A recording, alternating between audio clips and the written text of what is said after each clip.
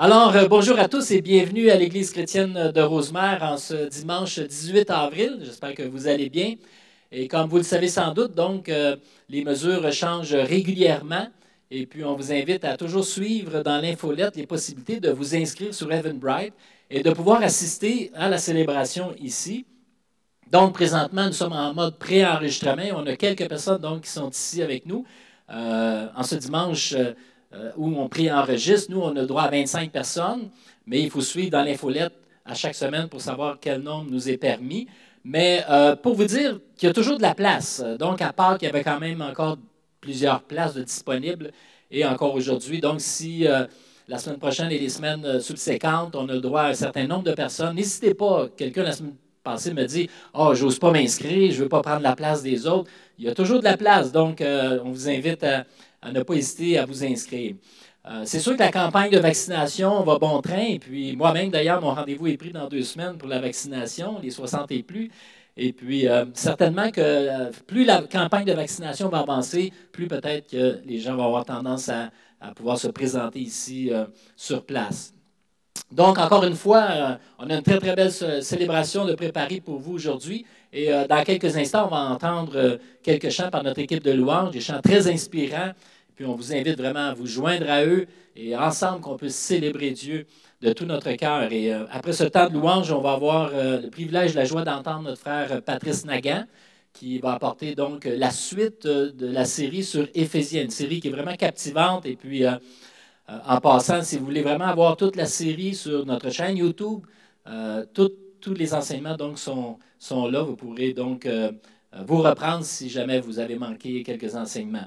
J'aimerais faire une annonce aujourd'hui. Vous savez qu'on avait des projets en cours avant la COVID et puis, évidemment, tous les projets de rassemblement public ont été remis à plus tard. Mais on avait un projet d'une formation qui était très intéressante et on a donc la joie d'annoncer ce matin que nous allons avoir une formation en ligne, donc entre le 3 et le 13 mai, donc c'est comme 5 blocs. Et puis cette formation qui s'intitule l'Évangile langue seconde, c'est une initiative de C2C, dont justement Patrice Nagan, le directeur régional, et qui de mieux placé que Patrice justement pour nous donner des détails de cette formation. Alors je vais lui laisser la place et puis il va venir justement nous donner les détails de cette formation. Bonjour tout le monde. Et oui, je veux vraiment vous encourager cette formation-là qui s'appelle l'Évangile langue seconde. On a donné ce nom-là parce qu'apprendre, la formation elle nous aide à apprendre à vivre, à expérimenter l'Évangile, vivre selon l'Évangile et à dire l'Évangile. Et apprendre à communiquer l'Évangile et vivre l'Évangile, c'est comme apprendre une deuxième langue. On est tous venus avec notre perception de la vie, puis apprendre à communiquer, vivre l'Évangile, c'est comme apprendre une nouvelle langue. Tranquillement, on l'assimile. À un moment donné, on pense selon cette langue-là. Et donc, la formation se donne sur 5 soirs, de 7h30 à 9h30. On a mis ça sur 5 soirs pour pouvoir permettre aux familles qui ont des jeunes enfants de pouvoir participer. On commençait à 7h30 jusqu'à 9h30. Moi, j'aime beaucoup. C'est pas moi, je peux le dire, parce que c'est pas moi qui la donne. C'est Simon Durocher qui maîtrise très bien le matériel. Il y a à peu près 1500, 1600 personnes jusqu'à maintenant qui l'ont pris au Québec. On vient de la finir dans la région de l'Estrie. 120 personnes étaient inscrites. Donc, je vous encourage vraiment chacun à considérer, prendre en note ces dates-là, 3, 4, 6, 11 et 13 mai. Dans les semaines qui viennent ou les jours qui viennent, on va vous communiquer un lien pour vous inscrire et puis plus d'informations aussi. Donc, je vous encourage beaucoup. C'est quelque chose que moi-même j'ai apprécié, j'ai profité et puis que ça m'a fait été très utile. Alors, merci beaucoup, Patrice, donc, pour cette annonce. Et puis, dans l'infolette, donc, il y a les détails pour les inscriptions et puis tous les détails là, pour comment vous inscrire. Alors, donc, dans quelques instants, on va se joindre à l'équipe de louange. Mais juste avant, j'aimerais lire un court texte, un extrait, en fait, d'un psaume que j'aime beaucoup, le psaume 138, et qui dit ceci, versets 1 à 3, de David. « Je te louerai de tout mon cœur. Devant les grands de ce monde, je te louerai en musique. Je me prosterne, tourné vers ton sanctuaire, et je te loue pour ton amour et pour ta fidélité. Car tu as accompli au-delà de ce que tu as promis. Ce que nous savions de toi a été bien dépassé. Le jour où j'ai appelé et où tu m'as répondu, tu m'as redonné courage et tu m'as rempli de force. » Donc, j'aime beaucoup ce psaume. Plusieurs petits points que je soulignerais. mais c'est un psaume qui est extrêmement inspirant, et particulièrement aujourd'hui avec vous qui êtes sur place et comme vous en ligne, on est obligé, nous ici, de porter un masque et on n'a pas le droit de chanter, mais ce que j'aime, c'est que je te louerai de tout mon cœur. On peut pas nous obliger à mettre un masque sur notre cœur. Donc, au moins, on peut louer Dieu intérieurement, on peut vraiment être là et célébrer Dieu. Et puis, il est dit aussi, je me prosterne, tourner vers ton sanctuaire, tourner vers toi. Et lorsqu'on parle de se prosterner devant Dieu, en fait, on reconnaît qui est Dieu. On reconnaît que notre vie est entre ses mains. On reconnaît qu'il est Dieu qui agit au-delà de ce que même on peut penser, et même de ce qu'il a été promis. Comme il est dit dans le psaume, tu as accompli au-delà de ce que tu avais promis ou ce que tu as promis. Ce que nous savions de toi a été bien dépassé. Dieu peut nous surprendre. Et ma prière aujourd'hui, c'est que Dieu puisse justement nous surprendre au travers la louange, au travers tout ce que nous allons entendre. Le psalmiste continue en disant « Je te loue pour ton amour et ta fidélité ». Et vous savez, dans les moments qu'on vit présentement, je pense que s'il y a deux ingrédients, deux attributs importants qu'on peut relever de la personne de Dieu, c'est bien son amour. Dieu nous aime d'un amour infini, mais qu'il est fidèle aussi. Il est fidèle pour nous accompagner, être avec nous, être avec toi lorsque tu es dans tes besoins. Et puis, le psalmiste dit « Tu m'as redonné courage et tu m'as rempli de force ».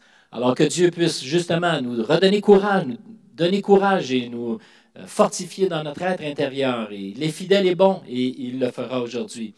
Alors, bonne célébration à tous, soyez bénis, et puis laissons Dieu nous rejoindre dans nos cœurs, là où nous sommes, qu'il puisse accomplir son plein et sa volonté à travers nos vies, nos témoignages. Alors, je cède maintenant ma place à l'équipe de louange pour quelques chants, et ensuite, nous avons la joie donc d'entendre l'enseignement par Patrice Nagan. Alors, soyez tous bénis. Amen.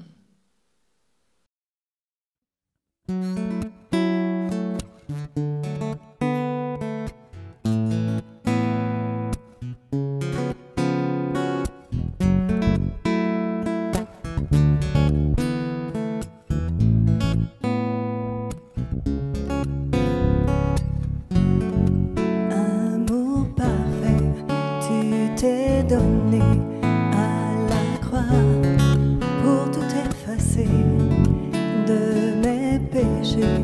Tu t'es chargé sur le bois. C'est par ta grâce seule que je suis pardonné. C'est par ta grâce seule que tu m'as racheté.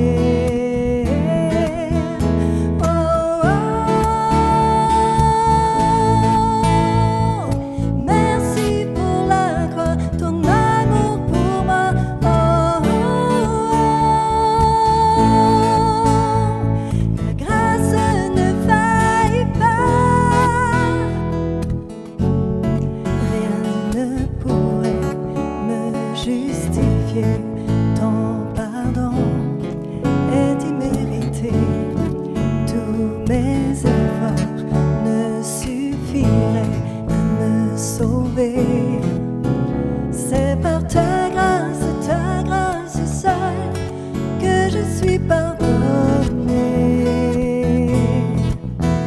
C'est par ta grâce seule que tu m'as racheté.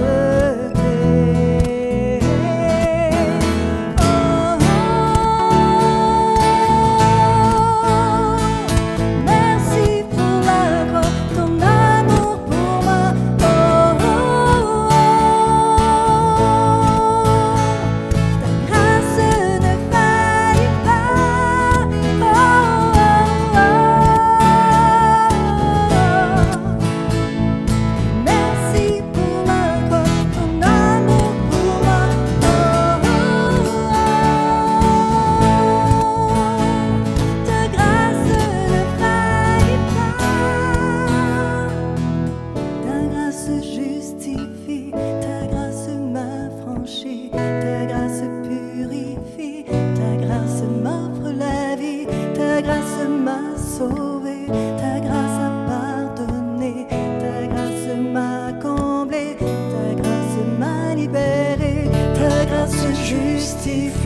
Ta grâce m'a franchi, ta grâce grâce purifie, ta grâce m'offre la vie, ta grâce m'a sauvé, ta grâce a pardonné, ta grâce m'a comblé, ta grâce m'a libéré, ta grâce justifie, ta grâce m'a franchi, ta grâce purifie, ta grâce m'offre la vie, ta grâce m'a sauvé, ta grâce a pardonné, ta grâce m'a comblé, ta grâce m'a libéré. Oh merci pour la grâce, ton amour pour moi. Oh, oh, oh.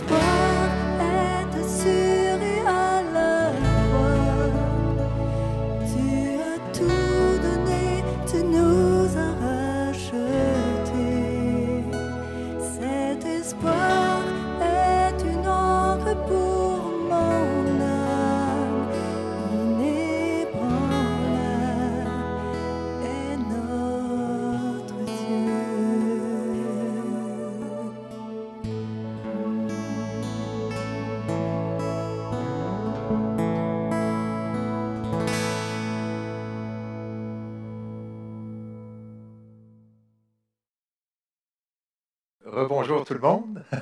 Et juste dire peut-être quelque chose par rapport à la formation qu'on a mentionnée tout à l'heure, Évangile langue seconde. Ce n'est pas la même chose que la formation qu'on a eue ici. Dans la formation qu'on a eue ici il y a plusieurs mois déjà, là, sur quelques soirs, on a touché des petites choses par rapport à Évangile langue seconde, mais Simon, je l'ai mentionné, hein, Simon Durocher qui donne la formation, va beaucoup plus profond. Fait que c'est très, très profitable. Donc, on est, François et moi, François Pinard, dans cette série sur la lettre aux Éphésiens. Une série que j'aime beaucoup et j'apprécie beaucoup à rentrer dedans. Vous avez le défi, on plonge dedans, on voit des perles et puis on dit, est-ce qu'on va arriver à rendre ça, à communiquer ça? Et j'espère, c'est ma prière ce matin vraiment, qu'on puisse rentrer vraiment profondément dans toutes les richesses et les perles qui sont dans cette lettre-là aux Éphésiens. On a donné le titre « La puissance de Dieu pour un monde brisé » ou un monde qui cherche la paix ou un monde déchiré ou un monde en peine. C'est le titre qu'on a donné à la série dans son ensemble. La lettre aux Éphésiens a été écrite pour les chrétiens dans la ville d'Éphèse et à tous nous autres aussi. C'est une lettre qui était circulaire. Et la ville d'Éphèse était la capitale d'Asie de l'époque, d'Asie mineure de l'époque, la capitale romaine d'Asie. Était placée de telle sorte qu'on a la ville d'Éphèse ici, on a l'Asie, puis on a l'Europe qui était là. Donc c'était une ville portuaire importante et beaucoup de personnes véhiculaient ou passaient, ou plusieurs produits passaient par la ville d'Éphèse pour aller vers l'Europe, et l'Europe qu'on connaît aujourd'hui, et de l'Europe vers l'Asie. Donc, il y avait beaucoup de monde de toutes les nations qui étaient dans cette ville-là. Et il s'est formé une église dans cette ville-là, et l'église était aussi composée de personnes de plusieurs nations différentes. Et ce qui est intéressant quand on étudie une lettre comme ça, c'est qu'il y a un fil conducteur. Paul qui écrit, il veut nous emmener quelque part. Donc, je vais faire un court résumé, vraiment court, de ce qu'on a vu jusqu'à maintenant. Le premier message qu'on a fait sur les chapitres 1 à 14, c'est François qui a emmené ça, et puis Paul part en nous révélant qu'il y a un plan de match. Dieu a un plan de match. Rassembler tous sous le règne de Christ. Que Christ puisse régner dans la vie de tout le monde, dans nos vies, dans tous les aspects de notre vie, dans le but de nous restaurer, nous redonner une claire identité. Et tout dans ce chapitre-là, il ressort combien Dieu est digne de notre adoration, parce qu'il sait où ce qu'il s'en va, puis il a l'autorité et le pouvoir pour le faire. On a donné le titre, l'adoration, la fondation de la puissance de Dieu. Dans la suivante, la deuxième partie, qui était versets 15 à 23 du même chapitre, on a la prière de Paul. Paul prie pour les croyants d'Éphèse. Les croyants d'Éphèse étaient des gens qui avaient une foi extraordinaire, et leur foi mise en pratique avait un grand impact dans la ville. Pourtant, Paul prie pour eux autres. Il ne prie pas pour qu'il y ait plus de liberté. Il ne prie pas pour que le monde vive plus, le monde à l'extérieur de l'Église adhère aux valeurs bibliques. Non, il prie que l'esprit de sagesse puisse leur ouvrir les yeux. Hein. Déjà des chrétiens engagés, une foi solide, mais il prie tout de même que l'esprit de sagesse puisse leur ouvrir les yeux pour qu'ils puissent saisir l'espérance qu'ils ont en Christ, qu'ils puissent comprendre les biens et les richesses qui leur sont destinées et la puissance que Dieu dispose pour eux. En fait, qu'est-ce qu'il prie? Il prie qu'on puisse comprendre le plan. Il vient de nous dire que Dieu a un plan, et là, il prie qu'il vous ouvre les yeux, que vous compreniez qu'est-ce que Dieu est en train de faire, toutes les richesses, la sagesse, l'espérance et la puissance qu'il dispose pour vous autres. Parce qu'il sait que ce n'est pas en imposant les valeurs bibliques au monde, et que le monde nous laisse libre, qui va transformer notre monde, mais quand nos cœurs sont transformés. Le meilleur exemple de cette puissance-là que Paul utilise pour nous faire comprendre la puissance de Dieu, ce n'est pas la mer Rouge qui s'est ouverte quand ils ont sorti d'Égypte, ce n'est pas l'arche de Noé, ce n'est pas plein de choses dans l'Ancien Testament, c'est la résurrection de Christ et le fait qu'il ait été remis à sa place à la droite de Dieu. Et c'est cette même puissance que Dieu veut opérer en nous pour nous ramener, restaurer l'image de Christ en nous. Donc ça, c'était Éphésiens 15 à 23. Le titre qu'on a donné, c'est « Jésus, le modèle de la puissance de Dieu ». La dernière fois, François a parlé d'Éphésiens 2, 1 à 10, puis il commence cette section-là par une mauvaise nouvelle. Que celui qui est dans l'état de celui qui ne connaît pas Christ, c'est la mort. Et François nous donne l'exemple d'un train qui s'en va selon les valeurs du monde, selon ce que le monde pense de la vie, de la conception de la vie, des autres, de nous-mêmes, leur vision du monde. Et il compare ça à un train à l'époque de la dernière guerre, les trains remplis de Juifs qui s'en allaient à Auschwitz vers les fours et les camps de concentration. Mais là, il y a un « mais Dieu » dans le texte. Mais Dieu est intervenu. Mais Dieu n'a pas laissé ça aller. Mais Dieu a changé les choses. Dieu nous a rendus vivants par Christ. Mais Dieu a fait dévier le train pour nous emmener vers la vie. Afin de montrer à l'humanité la grâce de Dieu. Puis il va dire, c'est par grâce que vous êtes sauvés. C'est un don de Dieu, ça ne vient pas de vous. Afin que personne ne dise, regardez-moi ce que j'ai fait. Retenez ça, ce que j'ai fait. Mais c'est Dieu qui a tout fait. Et le titre de ce message-là, c'était la transformation des chrétiens, c'est le focus de la puissance de Dieu. La puissance de Dieu se révèle et nous montre à quel point qu'elle est puissante, cette puissance-là, par Jésus-Christ, mais son focus, c'est la transformation des chrétiens pour nous ramener dans notre identité, dans ce que Dieu avait initialement quand il nous a créés, fait à son image. Il va dire, nous sommes son poème, on est son chef-d'œuvre. Quelque chose d'important que François a souligné, c'est que lorsqu'il parle « on est le chef-d'œuvre », il ne parle pas de nous autres individuellement, mais ensemble, comme un vitrail, comme une mosaïque, plein de morceaux ensemble qui vient que c'est un chef-d'œuvre. Nous autres ensemble, nous sommes le chef-d'œuvre de Dieu. Parce que Dieu, c'est une communauté qu'il veut créer. Ce qui nous amène au message de ce matin, Éphésiens 2, 11 à 22, qui dit une nouvelle communauté par qui la puissance de Dieu se déploie. On va faire une première lecture du texte. Et puis après ça, on va le commenter. Donc le texte d'Éphésiens 2 commence comme ça. Rappelez-vous ce que vous étiez autrefois. Vous n'êtes pas juifs de naissance. Les Juifs vous traitent d'incirconcis alors qu'ils s'appellent circoncis en raison d'une opération pratiquée dans leur chair. Eh bien, en ce temps-là, vous étiez loin de Christ, vous étiez étrangers, vous n'apparteniez pas au peuple de Dieu, vous étiez exclus des alliances fondées sur la promesse divine, vous viviez dans le monde sans espérance et sans Dieu. Mais, il y a un autre mais ici, comme tout à l'heure. Mais maintenant, dans l'union avec Jésus-Christ, vous qui étiez alors bien loin, vous avez été rapprochés par son sacrifice, car c'est le Christ lui-même qui nous a apporté la paix. En faisant des Juifs et des non-Juifs un seul peuple, en donnant son corps, il a abattu le mur qui les séparait, les deux peuples, et en faisait des ennemis. Il a annulé la loi juive avec ses commandements et ses règlements pour former avec les uns et les autres un seul peuple nouveau dans l'union avec lui. C'est ainsi qu'il établit la paix. Puis il continue. Par sa mort sur la croix, le Christ les a tous réunis en un seul corps et les a réconciliés avec Dieu. Par la croix, il a détruit la haine. Le Christ est donc venu annoncer la bonne nouvelle de la paix avec vous, à vous les plus lointains comme aux plus proches. C'est en effet par le Christ que nous tous, juifs et non-juifs, nous pouvons nous présenter devant Dieu le Père grâce au même esprit. Puis il termine en disant, par conséquent, non, vous les non-juifs, vous n'êtes plus des étrangers, des gens venus d'ailleurs, mais vous êtes maintenant concitoyens, des membres du peuple de Dieu, vous appartenez à la famille de Dieu, vous êtes intégrés dans la construction dont les fondations sont les apôtres et les prophètes, et la pierre d'angle, Jésus-Christ lui-même. C'est lui qui assure la solidité de toute la construction et la fait s'élever pour former un temple saint consacré au Seigneur. Dans l'union avec lui, vous faites partie, vous aussi, de la construction pour devenir, avec tous les autres, la maison que Dieu habite par son esprit. On va prier ensemble. Seigneur, ce texte-là est tellement, tellement, tellement riche. Je me sens tellement petit face à ce texte-là. Seigneur, parle à nos cœurs. Et tu m'as tellement parlé en regardant ce texte-là aussi, mais parle à nos cœurs ensemble. Parce qu'on veut être cette Église que tu souhaites, que tu as désirée, que tu es en train de construire. Donc, Seigneur, enlève tout ce qui peut être un obstacle à ce qu'on entende ta voix ce matin. Merci, Jésus. Amen.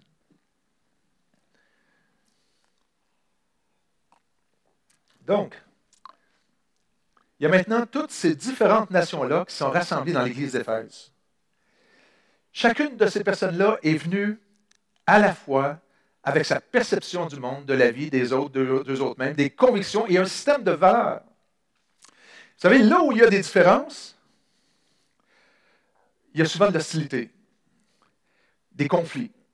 Mettez deux personnes ensemble, et ça, c'est aussi vrai dans l'Église. Ça arrive dans l'Église d'Éphèse, ça arrive dans d'autres églises. Mettez deux personnes ensemble, il y a des bonnes chances qu'un jour ou l'autre, il y ait des conflits. Je ne sais pas si vous avez entendu déjà cette histoire-là. Un jour, un homme a fait naufrage. Une personne avait fait naufrage, c'était le seul survivant. Il s'est retrouvé sur une île déserte, quelque chose qui peut ressembler peut-être à ça. Et puis, il a commencé à attendre des secours, puis ça n'arrivait pas, que les mois ont passé, les années ont passé. Il a commencé à s'installer. Il s'est fait des huttes, des installations, et puis pour s'en sortir, pour vivre au travers de ça. Puis un jour, quelqu'un est venu, l'a aperçu, puis ils sont venus à son secours. Et lui, il les a accueillis, il était content. Et puis là, il a commencé à leur montrer les installations. Ça, c'est ici où je fais fumer mon poisson, ma viande, pour pouvoir la manger, qu'elle puisse se conserver. Ça, c'est ici où je dors. Ici, il dit, ça, c'est mon église. Là, les gens, ils étaient impressionnés. Il dit, l'autre bâtiment, là, c'est quoi? Il dit, ah, ça, c'est l'église où j'allais avant. Vous voyez, même une personne tout seul a des conflits avec lui-même. Lorsqu'il y a deux personnes ensemble, il y a possibilité de tension et de conflit, d'hostilité. Ceux qui ont des petites sœurs ou des petits frères le savent.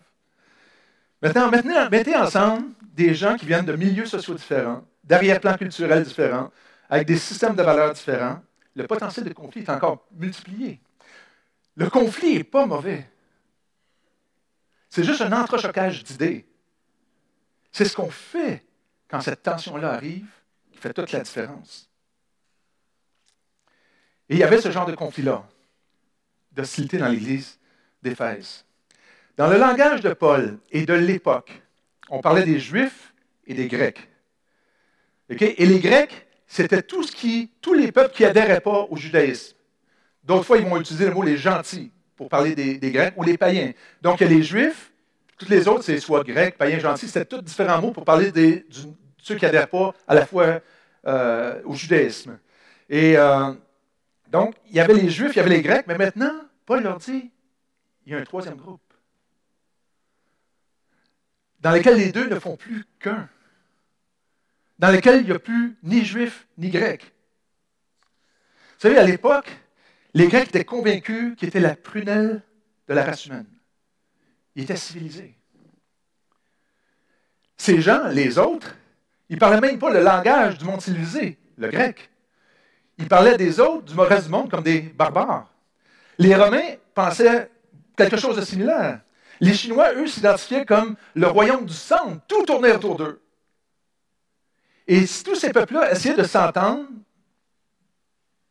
si bien que mal, de vivre ensemble. Mais c'était plutôt mal que bien. C'était difficile.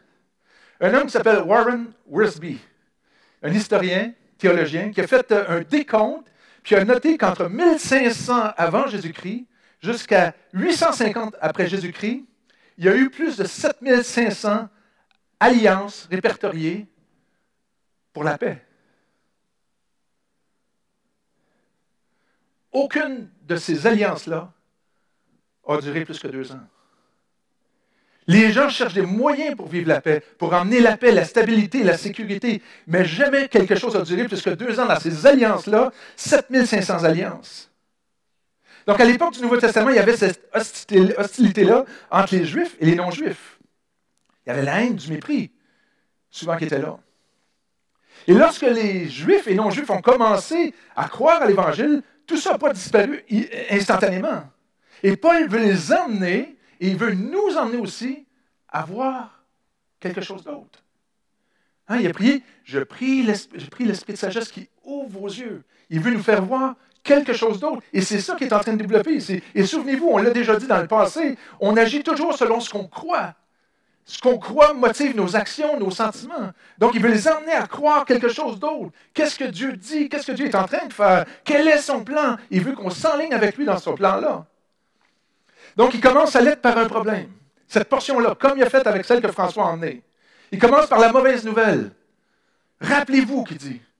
Et c'est important de parler de la mauvaise nouvelle. Parce que si on ne sait pas qu'il y a une mauvaise nouvelle, il n'y en a pas de bonne nouvelle. Si je vous dis, regardez, j'ai un comprimé là, puis il guérit le cancer du cerveau. Ah, ben, je suis content, ça va aider certaines personnes.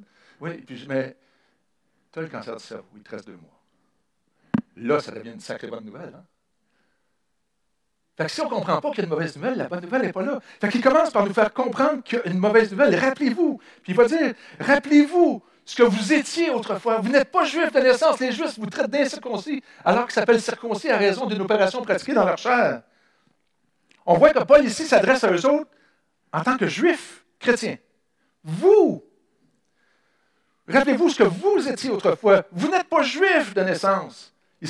Lui, il est juif de naissance, chrétien. Il s'adresse à des chrétiens qui ne sont pas d'arrière-plan juif. Donc, il n'y a pas beaucoup de chrétiens d'arrière-plan juif ici, ou à la maison. Donc, il s'adresse pas mal à nous autres aussi ce matin. Et rappelez-vous comment c'était. Les Juifs vous traitaient d'incirconcis. Vous savez, la circoncision à l'époque, c'était la marque que tu appartenais au peuple de Dieu. La marque que tu bénéficiais des privilèges d'être en relation avec Dieu.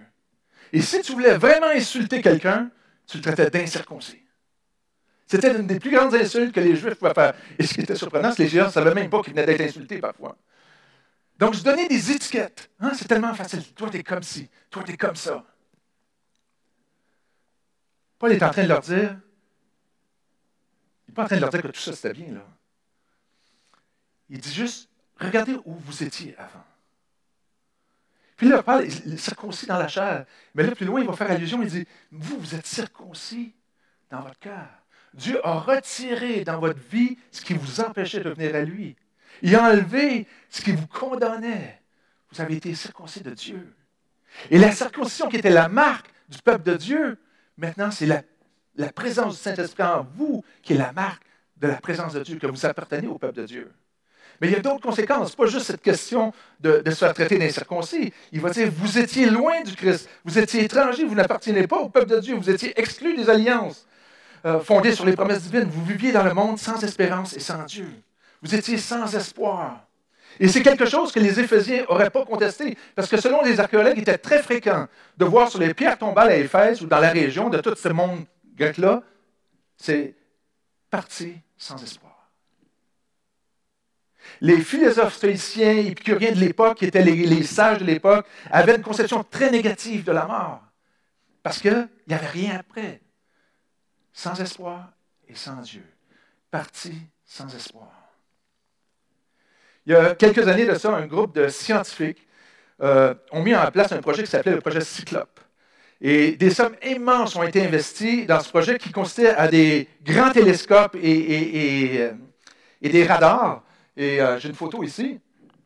Le but, c'était de sonder les astres et le cosmos pour voir s'il n'y avait pas d'autres civilisations plus avancées dans le monde, dans l'espace. Puis certains de ces scientifiques-là qui ont répondu, pourquoi exactement vous voulez savoir ça? Ils disent, on veut essayer de découvrir s'il n'y a pas une civilisation quelque part qui ne souffre pas de guerre et de haine. Ils espéraient ramener de l'information sur comment emmener la paix sur Terre, comment emmener de la lumière sur comment régler nos problèmes d'hostilité et vivre la paix dans le monde. C'est un appel au désespoir, ça. Ce n'est pas un appel au désespoir, c'est un appel de désespoir, c'est un appel à trouver une solution. Mais notre situation est souvent semblable. Au Québec, si vous posez la question, il y a peu d'espoir pour le futur, pour après et pour maintenant. On vit dans des incertitudes.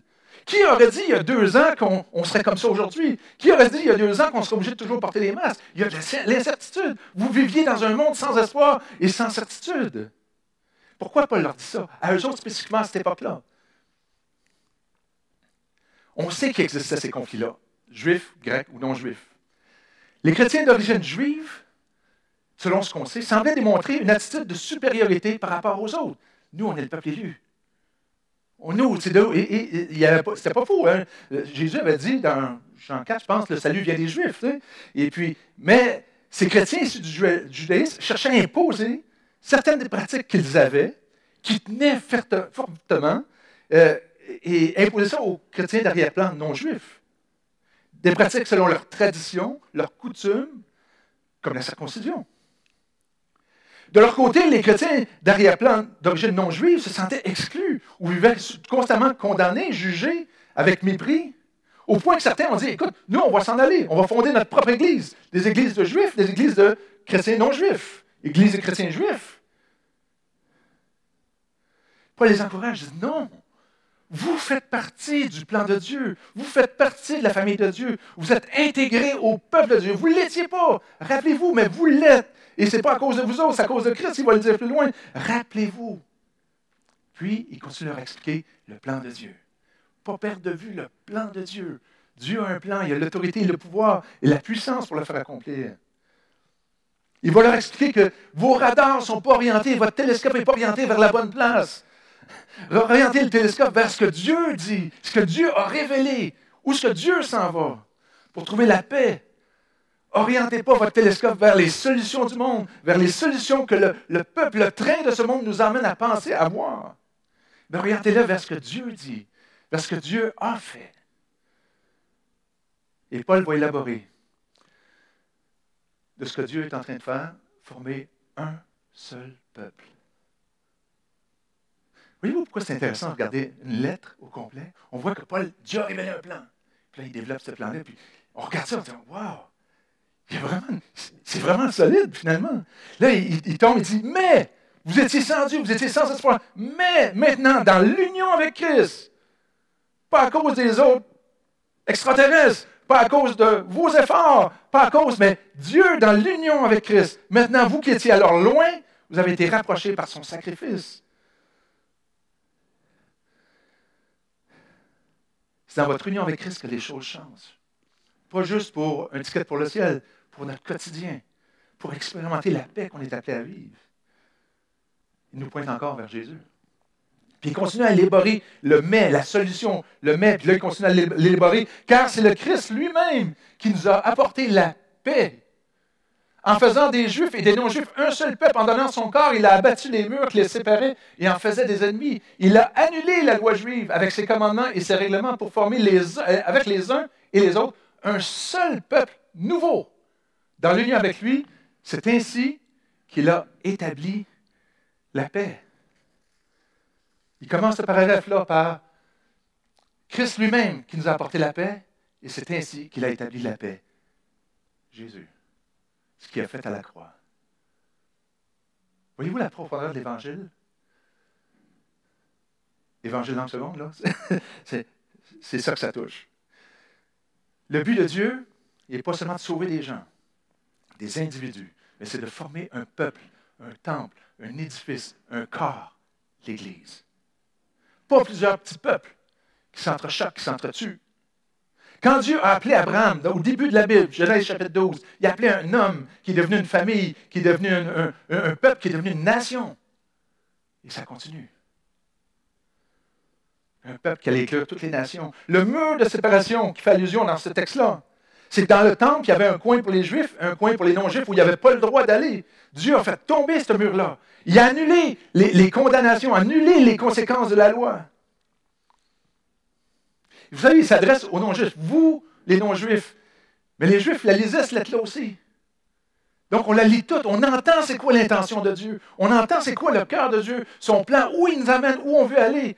Puis on ne peut pas être meilleure place qu'être dans les mêmes traces, dans la même direction, à la suite de Jésus, dans son plan, avec lui, sans lier avec lui. Notre identité n'est pas définie par notre nationalité, par notre passé, notre culture, notre couleur de peau, notre statut social, notre pratique religieuse, mais notre identité est définie par notre appartenance au peuple de Dieu. Et tous, on est venus de la même manière. Besoin du salut. Par la mort, la résurrection de Jésus-Christ. Autant juifs que non-juifs. Il ne demande pas aux Grecs de vivre selon les Juifs, il ne demande pas aux Juifs de vivre selon les Grecs. Dieu n'a pas rassemblé tous dans un même peuple. Dieu a rassemblé tous dans un nouveau peuple. Ni Juifs, ni Grecs. Un seul peuple nouveau. Vous savez, la réconciliation, ça veut dire qu'il réconcilie deux choses qui nous séparaient, qui étaient en contradiction, qui nous empêchent d'expérimenter la paix. C'est ça la réconciliation. Deux façons de voir la vie, deux façons de voir l'autre, deux façons de voir Dieu, deux façons de voir une situation, et Dieu réconcilie ça dans quelque chose de nouveau, une nouvelle vision. Hein, c'est une nouvelle vision qu'il nous donne avec une nouvelle puissance pour former des gens nouveaux dans une nouvelle communauté. Ce n'est pas la vision du monde de l'un qui prime. Il n'y en a pas une qui est meilleure que l'autre. Mais c'est le plan de Dieu. C'est la même chose pour nous. Vous savez, le mensonge que la plupart des gens croient, moi inclus, puis on glisse tout le temps vers ça, c'est que ce que je fais, d'où je viens, définit qui je suis. Et ça commence dans Genèse 3. L'ennemi dit à Adam et Ève, Adam et Ève avaient été créés à l'image de Dieu. Ils étaient à l'image de Dieu, l'image de Dieu. Et l'ennemi leur dit, si tu fais, tu vas devenir. Si tu fais ce que Dieu t'a dit de ne pas faire, tu vas être comme Dieu. Si tu fais, tu vas être. Est-ce que ça vous arrive? Ben moi, ça m'arrive tout le temps. Tu rencontres du nouveau monde. Une des premières questions qu'on te pose, qu'est-ce que tu fais dans la vie? Parce que ça va définir comment ils vont te regarder. Là, ils vont te catégoriser à quelque part. Moi, je suis ingénieur en aéronautique. Oh. Moi, je suis professeur. Oh. Moi, je suis infirmière. Oh. Moi, je suis docteur. Oh. Moi, je suis éboueur. Oh. C'est comme ça, hein? Veut pas, on veut être juste, on veut être égal, on veut pas de différence comme ça, mais veut pas, on catégorise les gens. Qu'est-ce que tu fais dans la vie? Parce que ce qu'on fait définit qui on est. Ça, c'est les valeurs, la façon de penser de notre monde. Mais ça, c'est une petite portion d'Évangile longue seconde. Je fais plusieurs, des petits spots. Hein? Ça, c'est vraiment une petite portion, là, mais vraiment petite, là-dessus. Mais en fait, c'est pas vrai, ça. Ce que Dieu veut nous faire entendre, comprendre, faire changer notre façon de croire, comprendre les choses, parce que nos actions et nos sentiments sont toujours le fruit de ce qu'on croit vraiment, c'est ce que Dieu a fait par Jésus-Christ définit qui je suis. Ce n'est pas ce que je fais qui définit qui je suis. C'est ce que Jésus-Christ a fait, ce que Dieu a fait par Jésus-Christ qui définit qui je suis. Et là va définir ce que je fais, comment je me sens, comment je vis les choses, comment j'expérimente la paix. Par sa mort sur la croix, le Christ les a tous réunis en un seul corps et les a réconciliés avec Dieu par la croix. Il a détruit la haine. Le Christ est donc venu annoncer la bonne nouvelle de la paix à vous les plus lointains comme aux plus proches. C'est en effet par le Christ que nous tous, juifs et non-juifs, nous pouvons nous présenter devant Dieu, le Père, grâce au même esprit. Nous tous avons été intégrés au peuple de Dieu de la même manière. Il n'y a pas d'autre moyen qu'on va pouvoir expérimenter la paix. Ce n'est pas par nos efforts, c'est l'œuvre de Dieu.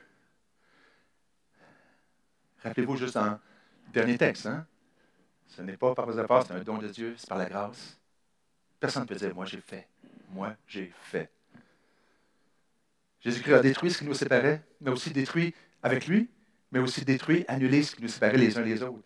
Là où la force, par les guerres, là où les idéologies, par toutes sortes d'autres moyens, les idéologies et les efforts du monde n'ont pas réussi pour produire la paix, Christ l'a fait. Par la mort, la résurrection, sa mort et sa résurrection, en formant un peuple nouveau, en emmenant une puissance pour transformer les gens qui ne vivraient pas normalement ensemble, vont vivre ensemble et manifester une vie extraordinaire, d'accueil, de soutien, qu'il ouvre nos yeux afin qu'on puisse saisir l'espérance qui est en lui, les richesses et les biens qui sont destinés et la puissance qu'il dispose pour nous. Lui qui a toute autorité, tout pouvoir. Il continue. Par conséquent, donc, maintenant je vous ai dit tout ça, par conséquent, vous les non-juifs, vous n'êtes plus des étrangers, des gens venus d'ailleurs, mais vous êtes maintenant concitoyens des membres du peuple de Dieu. Vous appartenez à la famille de Dieu. Vous êtes intégrés dans la construction dont les fondations sont les apôtres et les prophètes et la pierre d'angle, Jésus-Christ lui-même. C'est lui qui assure la solidité de toute la construction et la fait s'élever pour former un temple saint consacré au Seigneur. On a une nouvelle citoyenneté. On n'est pas que des gens de passage. Oui, d'autres textes vont dire qu'on est des gens de passage sur cette terre, mais dans cette nouvelle nationalité, dans cette nouvelle citoyenneté, on est là pour rester. Qu'est-ce que ça signifie être citoyen d'une nation, d'un peuple? Ça veut dire qu'on a droit à tous les privilèges de ce peuple-là. Et il y en a. Et quand on lit tous les privilèges reliés à être un enfant de Dieu, avoir été des héritiers, c'est incroyable. Je ne sais pas si certains d'entre vous ont eu l'occasion de voyager à l'extérieur du Canada, dans d'autres pays, mais les privilèges de ta nationalité te suivent. Et vous savez, on peut se plaindre de plein de choses dans notre pays, mais vivre au Canada, on est pas mal bien. Puis quand on voyage à l'étranger, on voit que notre passeport canadien nous ouvre des portes souvent.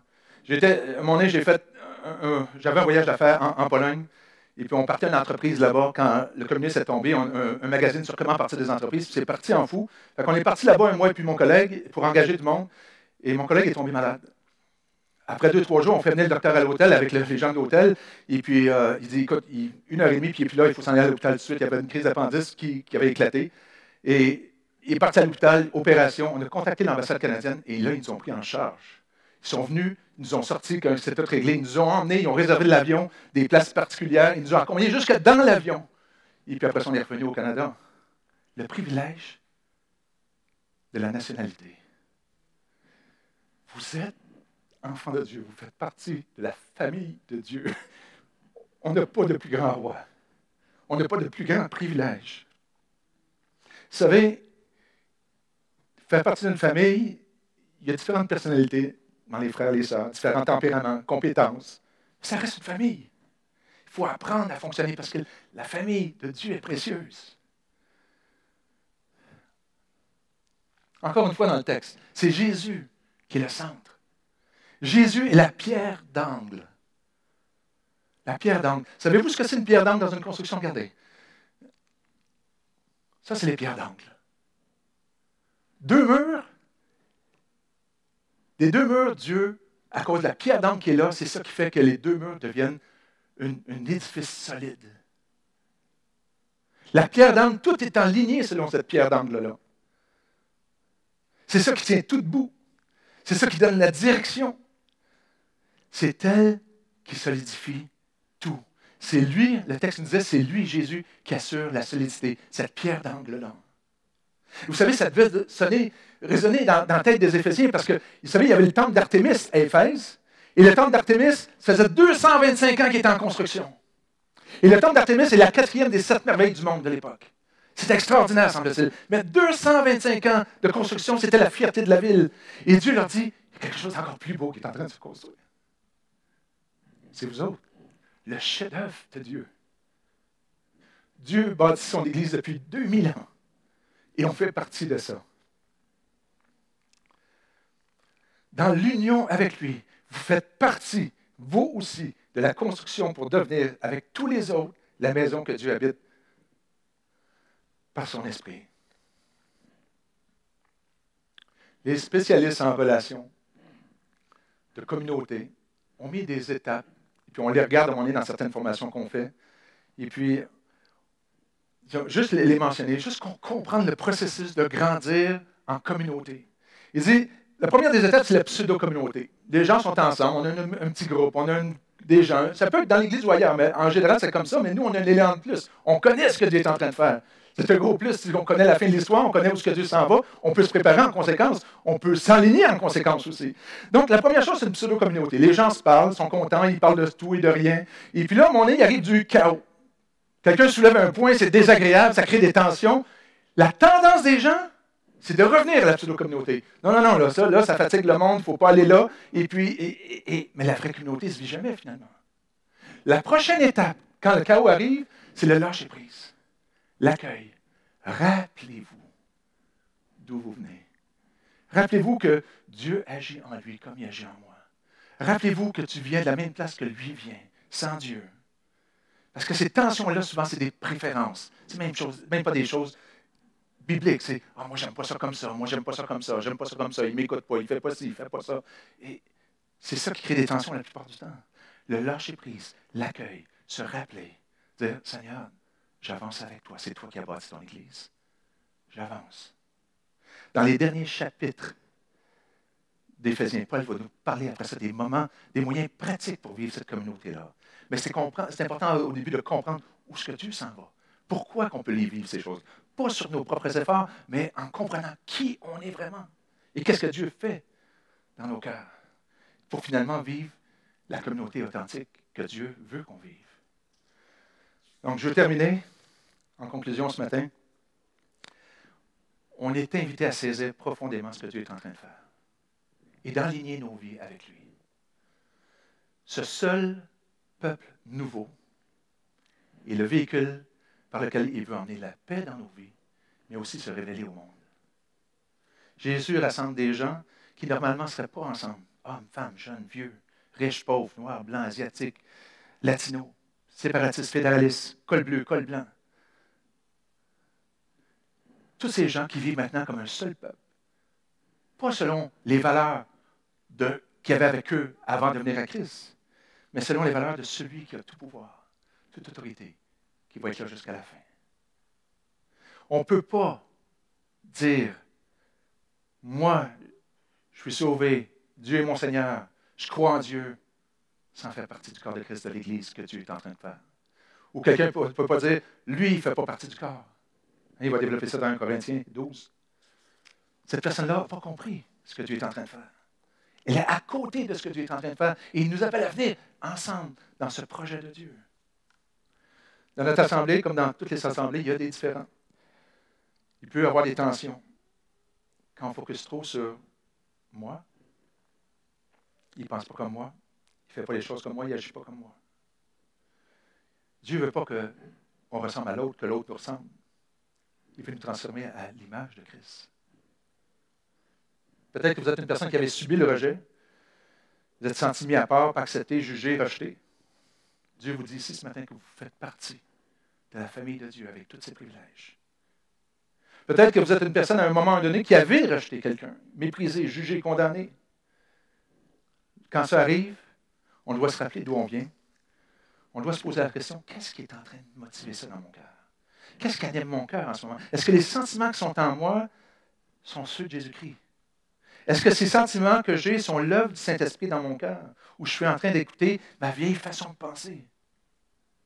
On doit reconnaître ces sentiments-là et discerner, ils viennent-ils de Dieu ou pas de Dieu? Et s'ils ne viennent pas de Dieu, il faut lui dire à Dieu, dire, c'est pas de toi, remplace ça. Quelle est la vérité par rapport à ça? C'est mon enfant bien-aimé. Souvenez-vous, mes sentiments, mes actions sont toujours le fruit de ce que je crois et Dieu veut nous emmener à voir différemment, qu'il ouvre les yeux de nos cœurs pour qu'on puisse voir et croire. Et quand ça arrive, il faut dire, Seigneur, ces sentiments ne viennent pas de toi, ils ne reflètent pas ce que tu veux créer en moi et dans ton peuple. Je sais que je ne mérite pas d'être appelé ton enfant et tu m'as accueilli comme tu as accueilli ces personnes-là. Tu as fait de moi ton enfant comme tu as fait de ces personnes ton enfant. Je veux maintenant croire ce que tu dis et laisser ton esprit agir en moi et changer mes sentiments parce que je reconnais que mes sentiments ne sont pas les tiens. Ça, c'est la confession et la repentance à laquelle Dieu nous appelle tous constamment. Un cœur repentant qui ouvre les portes à la puissance de Dieu pour agir dans nos vies. Regardez les gens autour de vous. Prenez le temps juste de regarder. Ceux qui sont à la maison, regardez les gens. Oh, vous ne pouvez pas les voir. Mais regardez des gens s'il y a autour de vous, par la fenêtre ou dans les semaines qui viennent. Mais dites-vous qu'il n'y a aucune de ces personnes-là qui n'a pas besoin de la grâce de Dieu. Chacun de nous a quelque chose que Dieu travaille dans nos vies avec lesquels on combat. Mais chacun de nous a aussi l'Esprit de Dieu qui agit en nous. Dieu est à l'œuvre. Nous sommes le peuple que Dieu construit. Ensemble, on est le chef-d'œuvre de Dieu.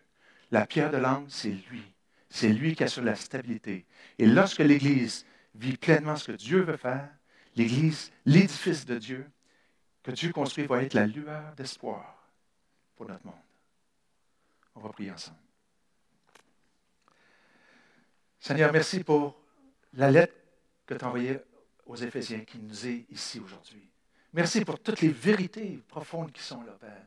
Combien on veut saisir et entrer dans ce que tu es en train de faire pleinement en s'abandonnant à toi, parce que par nous-mêmes, on n'arrive pas à faire ce que toi, tu peux faire. Fait que, Seigneur, on a besoin de venir devant toi à genoux et te dire, Seigneur, viens dans ma vie, enlève tout ce qui peut être un obstacle à ce que tu veux produire. Crée en moi les sentiments qui sont en Christ, qu'on ait la pensée de Christ en nous et qu'on puisse agir selon ton cœur autour de nous. Mets en lumière dans nos vies ce qui nous empêche de le faire. Ces motivations profondes, ce qu'on croit qui ne viennent pas de toi, pour les remplacer par ta vérité. Merci Seigneur de ta puissance qui est là pour nous. Et on veut s'appuyer sur toi en disant que tu as tout ce qu'il faut et on a tout ce qu'il faut en toi pleinement. Merci Jésus. Amen.